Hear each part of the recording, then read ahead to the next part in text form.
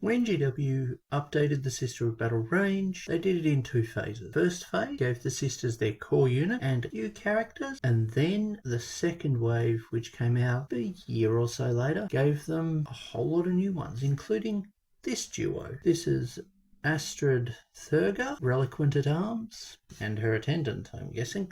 So this kind of cool double set of miniatures I recently scored out of a second-hand lot, and they were built but they weren't painted. Now I've attempted to fix any issues with the basing, but I wanted to keep the default bases with them just to show you what they came with. Now these are some nice models. So Aestred Thurga and her priest here are an interesting combo. Now I haven't had a chance to look at the rules for them, or really to look at the lore, since both the codexes that have rules for them are expensive.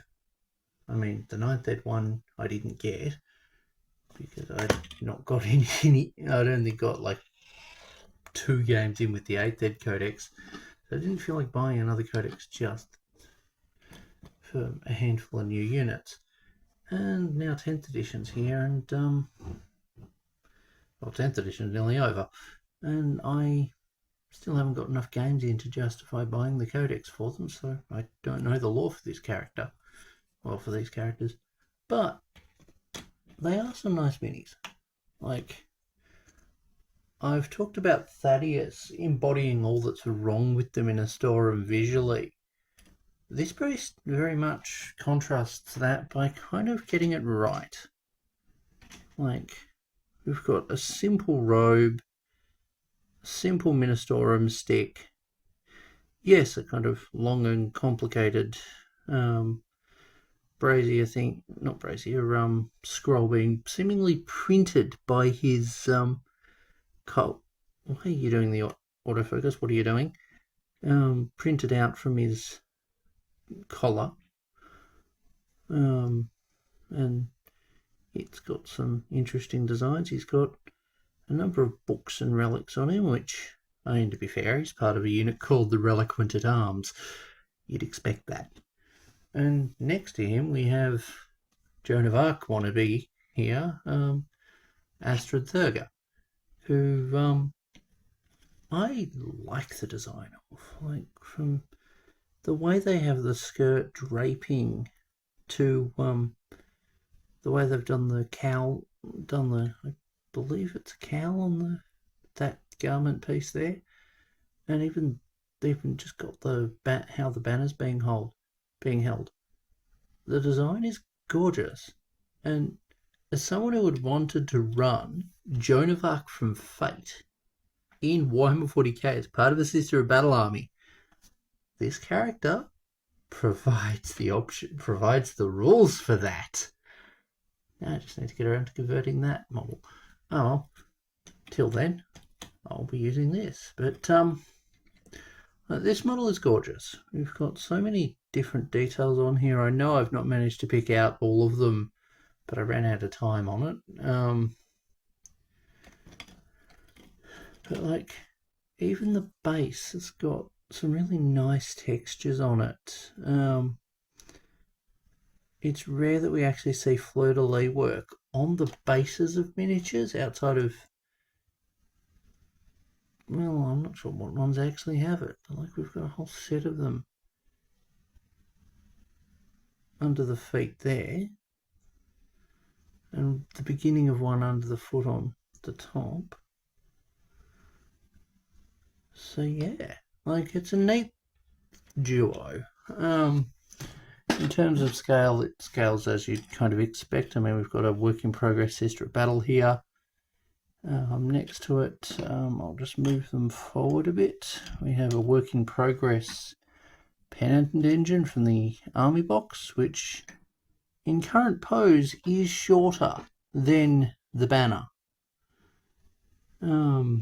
Which says how tall the banner is. Like, I'm not dropping an Imperial Knight next to it because that'd just be silly. But, like, what I can do easily, that is the Reaper Chainsword, or is it called Reaper Chainsword? I don't remember at this exact hour. But yeah, that's an Imperial Knight Chainsword. That's her banner. Her banner is nearly as tall as an Imperial Knight Chainsword is long. Like, that says something. And, like, I know I've not done the best job here, but, well, there's so many details on this, and I've had trouble with getting the paint mix right for the white paint. But, yeah. I just figured I'd kind of share this thing. It's a neat model set. I don't know how it performs on the tabletop. I think I've heard a few people talk positively about it. I don't think I've heard anything really negative. But I don't know how it's really fared. With the fact that I'm aiming to clear my backlog this year through means of setting the goal of painting my subscriber count in miniatures, and since setting that goal, the number of subscribers has gone up, thank you guys, and as a result, the number of miniatures I have to paint this year has gone up.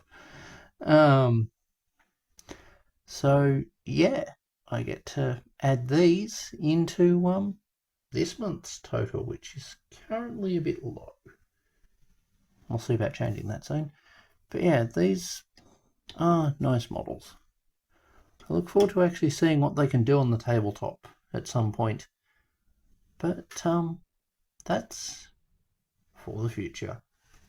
Anyway, have you any experience with using these models? I'd love to hear what your experiences were, especially if they ended up bringing you victory, or denying it to your, or at the very least denying it to your opponents. They certainly seem like a neat unit.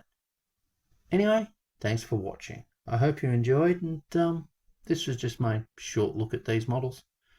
I'll be back with more soon. I have some conversions up next. An unboxing for a different system, and conversions of those models into things for 40k. So I hope you'll join me for that. Anyway, thanks for watching. Bye. Light the sacred banners!